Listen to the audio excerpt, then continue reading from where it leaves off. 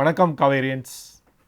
இன்றைக்கி ஒரு பேங்க்கை பற்றி அனலைஸ் பண்ணலான் இருக்கேன். இந்த பேங்க் நார்மலி என்ன சொல்லுவாங்கன்னா number 2 private sector bank in India அப்படின்னு சொல்லுவாங்க. ஆனால் இந்த ரிசல்ட்ஸ், இந்த Q2 ரிசல்ட்ஸை பார்த்தா இது நம்பர் 1 பேங்க்கோ அப்படின்னு தோணுது. அந்த லெவலுக்கு நல்லா பர்ஃபார்ம் பண்ணியிருக்காங்க. ஐ திங்க் உங்களுக்கு அந்த பேங்க் நேம் தெரியும்னு நினைக்கிறேன். ICICI அந்த பேங்க்கை பற்றி தான் இன்றைக்கி உங்ககிட்ட பேச போகிறேன். இப்போ ஜென்ரலாக ஒரு பிஸ்னஸ் அப்படின்னா எதை பார்ப்போம் அப்படின்னா அதோட டோட்டல் ரெவென்யூ என்ன, அதோட சேல்ஸ் எப்படி க்ரோ ஆகிருக்கு பார்ப்போம். அவங்க எப்படி அந்த அவங்களுடைய எக்ஸ்பெண்டிச்சர்ஸை மீட் பண்ணுறாங்க அப்படின்னு பார்ப்போம். Next will arrive what is a net profit அப்படின்ட்டு அதை பேஸ் பண்ணி ரேஷியோஸ்லாம் அரைவ் பண்ணிவிட்டு இந்த கம்பெனிலாம் பர்ஃபார்ம் பண்ணுதா இல்லையான்னு பார்ப்போம். பட் இந்த பேங்க்குக்கு ஒரு ஸ்லைட்லி ஒரு டிஃப்ரெண்ட் அப்ரோச் இருக்கணும். அப்போ தான் அதை கிளியராக அண்டர்ஸ்டாண்ட் பண்ண முடியும். ஸோ அந்த மாதிரி ஒரு அப்ரோச்சை தான் நான் இன்றைக்கி அட்டம் பண்ணியிருக்கேன். நான் பாருங்கள், பிடிச்சா சொல்லுங்கள், கமெண்ட்ஸில் கொடுங்க. நேற்று போட்ட வீடியோவில் நிறைய பேர் கமெண்ட்ஸுன்னு கொடுத்துருக்கீங்க. அண்ட் ரொம்ப இன்ஃபர்மேட்டிவாகவும் யூஸ்ஃபுல்லாக இருந்துச்சுன்னு சொல்லியிருக்கீங்க. டெஃபினட்டாக நான் இந்த பவர் செக்டாரில் நியர்லி அபவுட் 20 இயர்ஸாக இருக்கேன். ஸோ ஸ்டார்டிங் ஒரு 2000 இருந்து 22 வரைக்கும் ஆல்மோஸ்ட் 21-22 இயர்ஸாக இந்த ஃபீல்டில் இருக்கிறனால இது ஒரு டெஃபினட்டாக ஒரு பவர்ஃபுல் செக்டார்னு நான் சொல்லுவேன். ஸோ அதனால் எனக்கு முடிஞ்ச அளவுக்கு என்னால் ட்ரை பண்ணியிருக்கேன். ஸோ அதை பற்றி சொல்லியிருக்கேன். Thanks for all your comments. Now coming to ICICI Bank.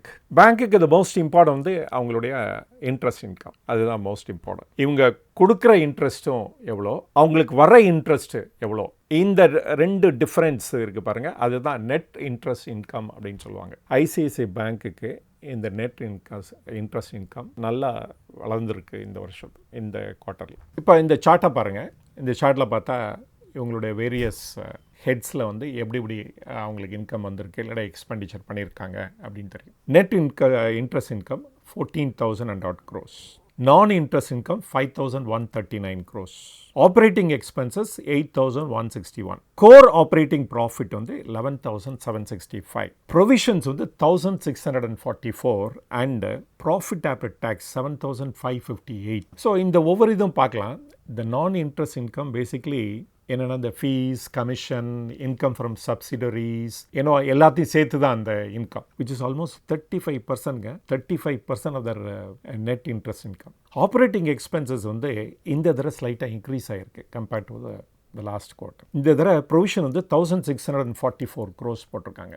இது போன தடவை போட்ட ப்ரொவிஷன்ஸோட ரொம்ப குறைச்சி அவங்க லெஸ் ப்ரொவிஷன்ஸ் பண்ணியிருக்காங்க. இது ரொம்ப இம்பார்ட்டண்ட்டாக கவனிக்க வேண்டிய விஷயம். ஏன் அப்படின்னா எல்லாரும் இன்ட்ரெஸ்ட்டு அண்ட் பிரின்சிபல் கரெக்ட் டைமில் பே பண்ணுறாங்க. அதனால் இவங்களுடைய நான் பர்ஃபார்மிங் அசெட்ஸ் சொல்லுவோம்ல, அது க்ராஸ் நான் பர்ஃபார்மிங் அசெட்ஸ், அதுவும் குறைஞ்சிக்கிட்டே வந்துட்டுருக்கு. நாட் ஓன்லி இவங்களுடைய இன்ட்ரெஸ்ட் இன்கம் மேலே போயிட்டுருக்கு, இவங்களுடைய ப்ரொவிஷனிங்கும் குறைஞ்சி வந்துட்டுருக்கு. ஆனால் ஒரே ஒரு இந்த ஆப்ரேட்டிங் எக்ஸ்பென்சஸ் மட்டும் இன்க்ரீஸ் ஆகிருக்கு. ஸோ ஆஸ் எ ரிசல்ட் இவங்களுடைய நெட் ப்ராஃபிட் பார்த்தீங்கன்னா அபவுட் 7,558 crores. இந்த ப்ரொவிஷன்ஸை பற்றி இன்னும் கொஞ்சம் ஆராய்ச்சி செஞ்சோம்னா என்ன தெரியுது அப்படின்னா இவங்க மோர் தென் நெசசரி ப்ரொவிஷன்ஸ் பண்ணியிருக்காங்க. எப்படி சொல்கிறேன்னா இவங்க டோட்டல் ப்ரொவிஷனிங் இந்த பேலன்ஸ் ஷீட்டில் பார்த்தோம்னா அபவுட் 10,000 crores வரைக்கும் பண்ணியிருக்காங்க. தோ ப்ரொவிஷன் கவரேஜ் ரேஷியோ அபவுட் 80% இருந்தாலும் it's a very good thing. ஏன்னா மோர் த ப்ரொவிஷன்ஸு இவங்களுடைய கண்டிஜென்சியை கூட நாளைக்கு எடுத்து சமாளிக்க முடியும். ஆனால் இந்த ப்ரொவிஷன்ஸ் வாட் இஸ் நெசசரியோ அது மட்டும் போட்டிருந்தாங்கன்னா இவங்களுடைய ப்ராஃபிட் நெட் ப்ராஃபிட் 37% இருந்திருக்காது, இன்றைக்கி 60% வரைக்கும் போயிருக்கும்.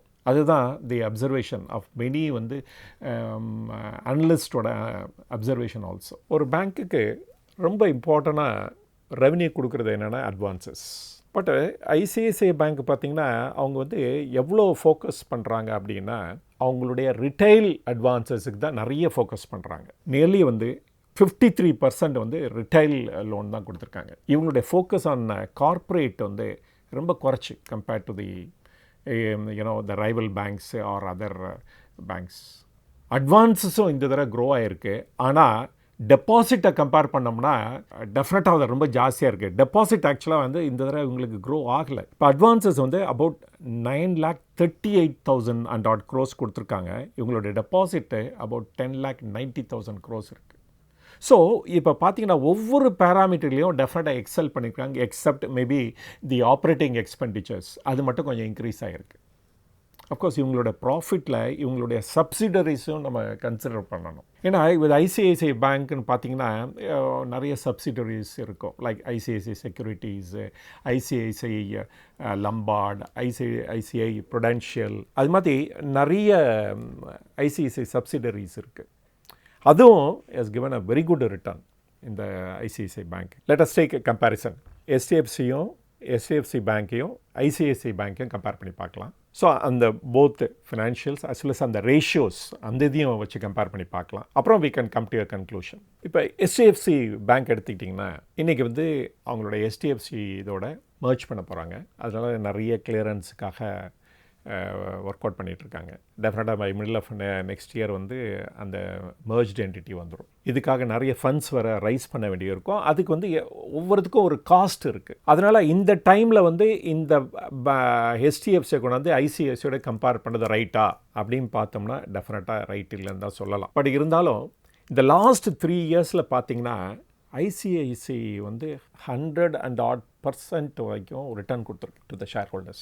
HDFC the last 3 years poor performance தான். இந்த மார்க்கெட்டை பற்றி சொல்கிறேன், ப்ரைஸஸ்ஸு, மார்க்கெட் ப்ரைஸஸ் வச்சு சொல்கிறேன். நான் நிஃப்டியை கம்பேர் பண்ணால் கூட இந்த இயரில் வந்து ஒரு 2.2% கொடுத்துருக்கு ரிட்டர்ன். அண்ட் நிஃப்டி பேங்க்கு அதை கம்பேர் பண்ணோம்னா நியர்லி 16.4% வரைக்கும் ரிட்டர்ன் கொடுத்துருக்கு. இப்போ குயிக்காக நம்ம 2 ரிசல்ட்ஸையும் கம்பேர் பண்ணி பார்த்துடலாம்.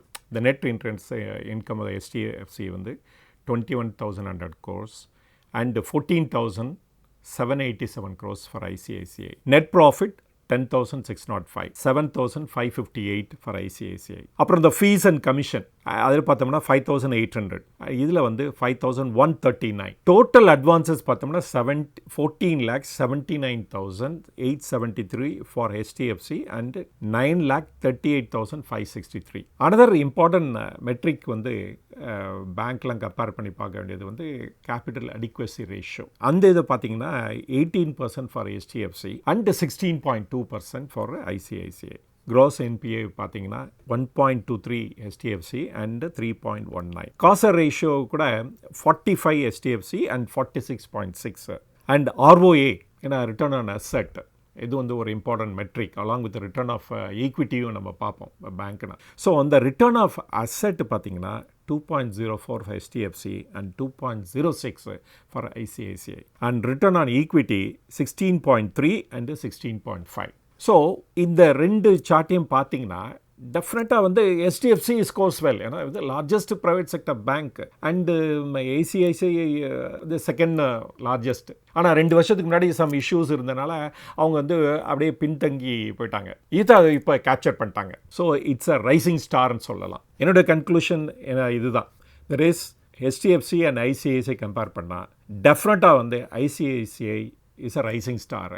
நெக்ஸ்ட் 6 மந்த்ஸுக்கு இந்த bank will definitely will do much better than HDFC அப்படின்னு தான் இந்த இந்த டேட்டாலேருந்து நம்ம இன்டர்பிரேட் பண்ணலாம். ஒன் மோர் திங் என்னென்னா இப்போ வந்து நம்ம டொமஸ்டிக் ஃபோக்கஸ்டாக தான் இருக்க முடியும். ஏன்னா இன்டர்நேஷ்னல்லே பார்த்திங்கன்னா நிறைய ப்ராப்ளம்ஸ் இருக்குது. Not only Ukraine war, the interest rate hike, then inflation and extra extra. அப்படி இருக்கிறப்ப நம்ம வந்து டொமஸ்டிக் ஃபோக்கஸ்ட் இண்டஸ்ட்ரியும் ஃபைனான்ஸ் அண்ட் பேங்கிங் செக்டர் அதுதான் நம்ம ஃபோக்கஸ் பண்ண முடியும். ஸோ அதுலேயே பெஸ்ட்டு பேங்க் என்ன அப்படின்னா ஃபண்டமெண்டலி அனலைஸ் பண்ணி பார்த்தோம்னா ஐ திங்க் எனக்கு தெரிஞ்ச நாலேஜ் படி நான் வந்து ICICI தான் பெஸ்ட்டு அப்படின்னு சொல்லுவேன். ஆனால் நோ டவுட் HDFC இஸ் டெஃபினட்டாக வந்து நம்பர் 1 பேங்க் இன் இந்தியா, அது டவுட்டே இல்லை. நான் என்ன நினைக்கிறேன்னா I have done some justice இந்த 2 பேங்க்கையும் கம்பேர் பண்ணி சம் ஹார்ட் ஃபேக்ட்ஸ் அண்ட் ஃபிகர்ஸை வந்து உங்ககிட்ட ப்ரெசென்ட் பண்ணியிருக்கேன். அஃப்கோர்ஸ்